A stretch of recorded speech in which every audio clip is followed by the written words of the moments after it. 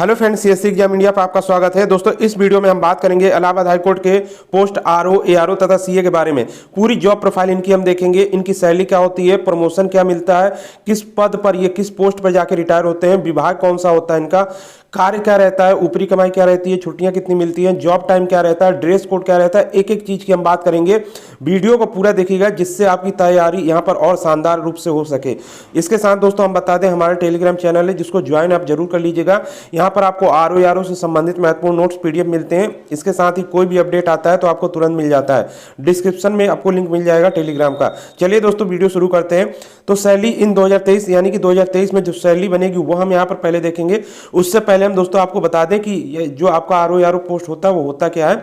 देखिए, यहाँ पर इलाहाबाद हाई कोर्ट यानी इलाहाबाद के अंदर एक आपका हाई कोर्ट है, एक स्टेट में एक हाई कोर्ट होता है जो कि उत्तर प्रदेश का आपका इलाहाबाद में है, और लखनऊ में इसका खंडपीठ है। बाकी जो जिलों में रहते हैं वो डिस्ट्रिक्ट कोर्ट होते हैं, यानी कि डिस्ट्रिक्ट कोर्ट रहते हैं आपके जो यूपी के बाकी जिले हैं। यहाँ इनको अधीनस्थ न्यायालय कहा जाता है, जो हाई कोर्ट के अंदर में काम करते हैं, वर्क करते हैं।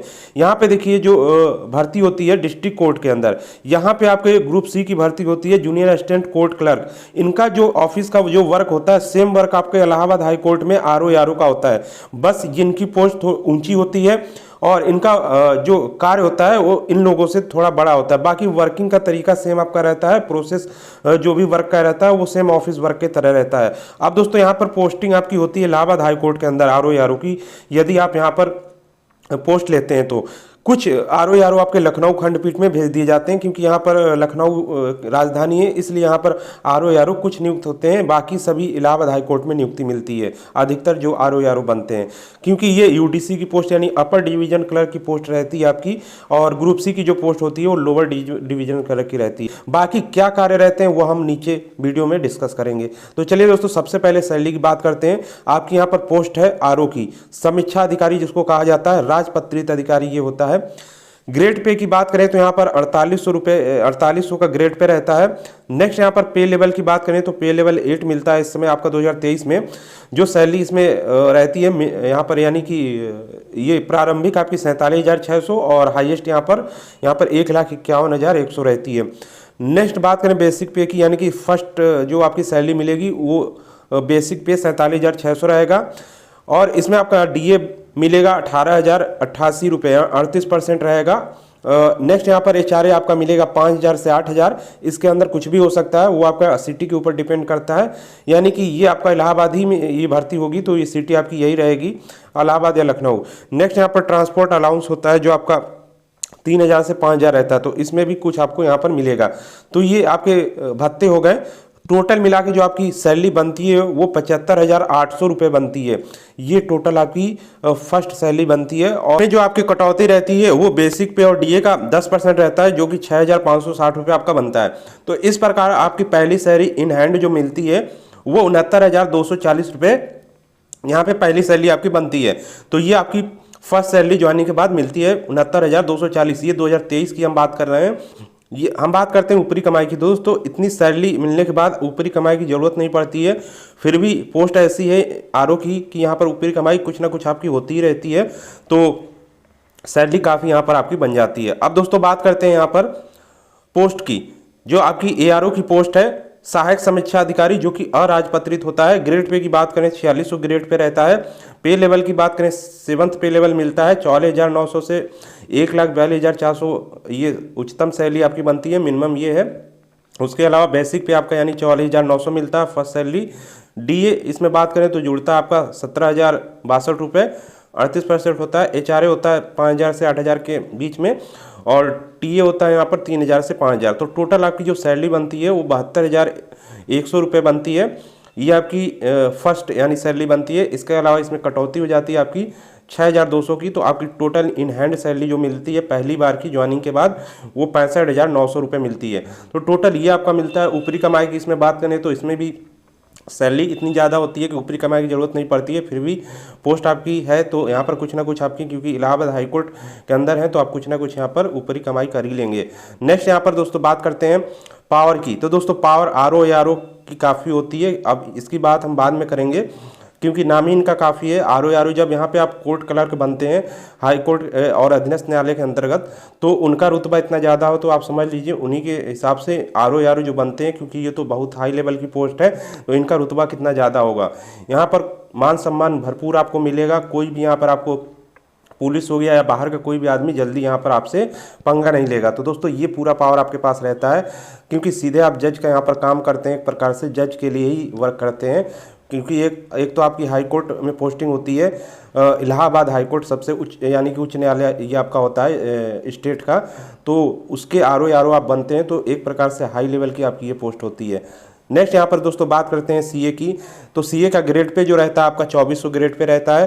पे लेवल की बात करें तो चौथा यानी फोर्थ पे लेवल मिलता है। 25,500 से 81,100 यहाँ पर सैलरी आपकी होती है। बेसिक पे की बात करें तो 25,500 फर्स्ट सैलरी आपकी मिलेगी। महंगाई भत्ता यानी कि डी आपकी 9,690 मिलेगा।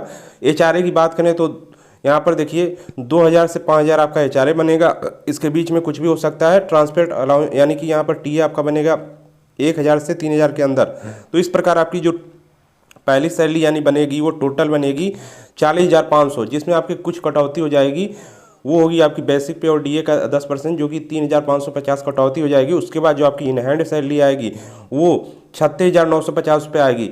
तो दोस्तों ये पूरी आपकी सैलरी यहाँ पर बनेगी फर्स्ट बार की। अब दोस्तों यहाँ पर देखिए ये कटौती जो होती है वो आपके ही खाते में जाती है, ऊपर से आपका 14% सरकार की तरफ से भी मिलता है। तो आपकी ये सैलरी इन हैंड होती है और बाकी आपके खाते में जाती है, तो वो सैलरी भी जुड़ जाती है। तो बहुत यहाँ पर देखिए 36,000 और 8,000 तक और जोड़ लीजिए इसमें, तो इस तरह आपका 42,000 तक 42 से 44,000 तक सैलरी बन जाती है। तो इसको भी आप ध्यान रखिएगा। और दोस्तों इसमें भी आपकी ऊपरी कमाई होती रहती है, हाई कोर्ट के अंदर है तो आप। नेक्स्ट यहाँ पर दोस्तों बात करते हैं अब वर्क की। तो इनका वर्क देख लीजिए, पूरा आरओ का फुल ऑफिस वर्क होता है यहाँ पर। अब आरओ दोनों देखिए क्या होते हैं, आरओ के अंडर ही आपके एआरओ वर्क करते हैं, और आरओ जिनके अंदर वर्क करता है वो एसओ होते हैं। यहाँ पर सेक्शन ऑफिसर अनुभाग अधिकारी होते हैं, उनके अंदर में आरओ वर्क करता है। यानी कि जो ये आरओ वर्क करते हैं उनकी चेकिंग या रिपोर्टिंग यहाँ पर एसओ करता है। नेक्स्ट आरओ के अंदर आपके कई आरओ वर्क करते हैं, काम लगभग दोनों का सेम रहता है आरओ का, बस ये पोस्ट आपकी थोड़ी उससे एक पोस्ट नीचे होती है, क्योंकि आरओ के अंदर में आप वर्क करते हैं। हो सकता है आरओ आपसे जो इनको काम मिला है वो आपको दे सकता है। तो इस तरह आपके वर्क रहते हैं। अब दोस्तों इसमें देखिए वर्क क्या होते हैं, सबसे इसमें देखिए दो प्रकार के आपके वर्क होते हैं। एक होते हैं एडमिनिस्ट्रेटिव वर्क यानी प्रशासनिक कार्य, और एक होते हैं जुडिशरी वर्क यानी न्यायिक कार्य। तो सबसे पहले प्रशासनिक कार्य की बात करें तो इसमें देखिए सैलरी देखना है, यानी कि इनको कितनी सैलरी देनी है, क्या बन रहा है, क्या जा रहा है, ये पूरा चेक करते हैं। यहाँ पर चेक करने का पूरा काम होता है यहाँ पर, क्योंकि सैलरी बनाना वगैरह ये सब क्लर्क काम रहता है, इनका काम होता है चेक करने का। नेक्स्ट यहाँ पर अकाउंट की बात करें, अकाउंट का काम देखते हैं। ट्रांसफ़र किसी का होना या ना होना ये इनके अंदर में होता है। ट्रांसफ़र कराना, उनकी जो हो उनके पास ट्रांसफ़र का लेटर देना, ये सब आरओ का वर्क होता है। एसओ को रिपोर्ट करना मुख्य रूप से यहाँ पर वर्क रहता है। जुडिशरी वर्क के अंतर्गत यानी न्यायिक कार्य के अंतर्गत पूरा जज से रिलेटेड वर्क ये लोग करते हैं, जैसे कि समन जारी करना, यानी कि हाईकोर्ट ने कोई फैसला सुनाया उसके अंतर्गत टाइपिंग और जो है लेटर जारी करने का काम इन्हीं आरओ का होता है। रिकॉर्ड देखना, यानी कि जो आपके रिकॉर्ड रखे हैं उनको देखना। कोर्ट वर्क में असिस्टेंट करना। इसके अलावा जज के पास जाने वाली फाइलों की जांच करना, जैसे आपने कोई फाइल लगाई है हाई कोर्ट के अंदर, उसमें क्या चीज़ मिसिंग है, क्या चीज़ और चाहिए, वो सभी चीज़ें फाइलों की जांच ये लोग करते हैं, क्योंकि अगर गलत फाइल जाएगी तो यहाँ पर पूरा जिम्मेदारी आरओ की रहती है। उसके अलावा होने वाली जो सुनवाई होती है, जैसे आज या कल जो भी सुनवाई होनी है उसकी पत्रावली को देखना, उसकी जांच करना, उसको पहुंचाना जज तक। नेक्स्ट यहाँ पर बेल जेल की सुनवाई जो होती है, जिनकी जैसे कि कुछ भी हुआ, जज ने सुनवाई करी और फैसला दिया, उसके बाद फाइल जो तैयार होती है उसकी पूरी जांच आरओ के अंदर रहता है। तो ये पूरे आपके वर्क रहते हैं। यहाँ पर काफ़ी बड़ा वर्क है और पोस्ट भी उतनी ही बड़ी है। तो दोस्तों ये आप वर्क समझ गए होंगे। कोई अन्य इससे रिलेटेड जानकारी चाहिए तो आप कमेंट कर सकते हैं। और यहाँ पर नेक्स्ट देखते हैं पोस्टिंग की। तो देखिए दोस्तों, यहाँ पर पोस्टिंग आपकी इलाहाबाद यानी कि जो आपका डिस्ट्रिक्ट इलाहाबाद है उसी के अंदर पोस्टिंग होती है। जो हाई कोर्ट है उसके अंदर आपकी पोस्टिंग होती है। कुछ मामलों में आपकी लखनऊ यहाँ पर पोस्टिंग हो सकती है। यदि यहाँ पर पोस्ट खाली है आरओ एआरओ की तो यहाँ पर भी आप जा सकते हैं। वैसे अधिकतर आपको इलाहाबाद होता है और यहीं पर आप बने रहते हैं, क्योंकि अदर डिस्ट्रिक्ट में आप नहीं जा सकते हैं क्योंकि यहाँ पर ट्रांसफ़र नहीं होता इन लोगों का। नेक्स्ट यहाँ पर दोस्तों बात करते हैं जॉब टाइमिंग की। तो जॉब टाइमिंग आपकी 9:30 से 4:30 तक रहती है, तो ये आपकी टाइमिंग पूरी रहती है। नेक्स्ट यहाँ पर बात करते हैं ड्रेस कोड की। तो दोस्तों ड्रेस कोड काफ़ी यहाँ पर सम्मानजनक ड्रेस कोड होता है। White shirt, black pant, black coat, black tie और ब्लैक शूज, ये सब पूरा आपका ड्रेस कोड रहता है। एक प्रकार से जज के सामने आप रहेंगे, क्योंकि हाई कोर्ट के अंदर यही ड्रेस कोड मेन होता है, तभी आप लोग समझ पाएंगे कि हाई कोर्ट का आदमी है। और यहाँ पर पावर भी आपका यहाँ पर रहता है क्योंकि आरओ एआरओ की पोस्ट आप लिए हुए हैं। नेक्स्ट यहाँ पर आप बात करते हैं छुट्टियों की। तो छुट्टियाँ बहुत सारी होती हैं, सरकारी कार्य होता है। तो संडे की छुट्टी आपकी हर महीने मिलती है, सेकेंड सैटरडे की मिलती है। इसके अलावा फोर्थ सैटरडे की भी लगभग छुट्टी रहती है, क्योंकि जज नहीं आते हैं तो आपका हो सकता है कार्य यहाँ पर कुछ करना पड़े और हो सकता है किसी किसी दिन छुट्टी हो जाए फोर्थ सैटरडे की। तो यहाँ पर ये मतलब ना के बराबर रहती है, लेकिन फिर भी हमने लिख दिया है। इसके अलावा समर वेकेशन 15 दिन का होता है, विंटर वेकेशन 10 दिन का होता है, ये सब छुट्टियाँ आपको मिलती है। अदर यहाँ पर की बात करें, अर्न लीव जो होता है 30 दिन का आपका मिलता है। ऑल सर्विस मेडिकल लीव 365 दिन का ले सकते हैं, यानी पूरी सर्विस के दौरान आप 365 दिन की छुट्टी और ले सकते हैं। इसके अलावा यहाँ पर 2-3 छुट्टियाँ और आपको मिलती हैं, यानी कि 10-15 दिन की छुट्टी और मिलती है। तो ये टोटल मिला के बहुत सारी छुट्टियाँ यहाँ पर मिलती है। और एक बात और है इसमें कि जैसे आपने इस साल की कोई छुट्टी यहाँ पर नहीं ली और आपके अंदर में इस छुट्टी जैसे दी गई है, तो वो छुट्टी अगले साल यानी नेक्स्ट ईयर में जोड़ दी जाती है। तो इस तरह आपकी छुट्टियाँ बहुत सारी मिल जाती हैं। तो ये आपका वर्क करने का सबसे बड़ा फायदा है हाई कोर्ट के अंदर, कि छुट्टियों की कोई कमी नहीं है यहाँ पर। नेक्स्ट यहाँ पर आप बात करते हैं प्रमोशन की। सबसे बड़ी बात यहाँ पर यही आती है, प्रमोशन। तो यहाँ पर एक एक चीज़ यहाँ पर समझ लीजिए आप सही से। देखिए यहाँ पर जो कंप्यूटर असिस्टेंट होते हैं, यानी कि जो सीए की भर्ती होती है, वो यहाँ पर 5 साल जब होता है तो वो एआरओ की पोस्ट पे जाते हैं। और जो एआरओ से भर्ती होते हैं वो 2 से 3 साल में आरओ की पोस्ट पे चले जाते हैं। दोनों का काम हमने आपको बता दिया है, पावर बता दी है, एक एक चीज़ आप जान गए हैं। अब देखिए इसके आगे आरओ क्या होता है। आरओ सेक्शन ऑफिसर को यानी कि एसओ को रिपोर्ट करता है, लेकिन जब इसका प्रमोशन होता है तो ये खुद आरओ सेक्शन ऑफिसर बन जाता है, यहाँ पर अनुभाग अधिकारी। और ये आपको बनने में, यानी कि जब आरओ है तब 4 से 5 साल आपको बनने में लगते हैं एसओ। और ग्रेड पे आपका यहाँ पर बढ़ जाता है, 5400 ग्रेड पे हो जाती है। नेक्स्ट यहाँ पर एसओ जब प्रमोशन लेगा 4 से 5 साल बाद, तो वो एआर बन जाएगा, असिस्टेंट रजिस्ट्रार। और ये क्लास 1 की जॉब यहाँ से आपकी स्टार्ट हो जाती है। तो ये एसओ से एआर बन जाते हैं 4 से 5 साल में। तो यहाँ पर यहाँ तक पहुँचते पहुँचते लगभग बहुत साल लग जाते हैं, बहुत कम लोग पहुँचते हैं। नेक्स्ट यहाँ पर एआर से जब आप जेआर बनेंगे, नेक्स्ट यानी कि एआर जो बनता है वो ज्वाइंट रजिस्ट्रार बनता है 3 से 4 साल में। तो ये आपकी सबसे फेमस पोस्ट होती है और यहाँ पर बहुत कम लोग पहुँचते हैं, कुछ ही हैं जिनकी जल्दी ज्वाइनिंग हुई रहती है और सब रिकॉर्ड सही रहता है। इसके अलावा जेआर जो होता है यानी कि ज्वाइंट रजिस्ट्रार, वो उनकी जब पोस्टिंग यानी कि प्रमोशन जब होता है तो वो सीधे रजिस्ट्रार बन जाते हैं।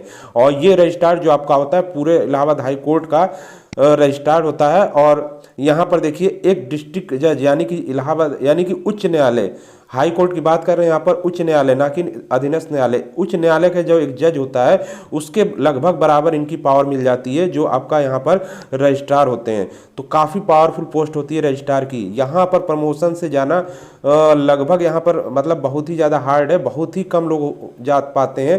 तो क्योंकि यहाँ पर प्रमोशन यदि बहुत ही आपकी नई नई ज्वाइनिंग हुई है, यानी नए का मतलब है यहाँ पर बहुत जल्दी आपकी ज्वाइनिंग हो गई है, जैसे ही शुरू में ही आप कम एज के हैं, तो यहाँ पर प्रमोशन आप लेते लेते अच्छा आप वर्क कर रहे हैं, प्रमोशन लेते लेते तब जाकर आप रजिस्ट्रार यहाँ पर पहुँच पाते हैं। तो ये पूरा आपका रहता है ये प्रमोशन।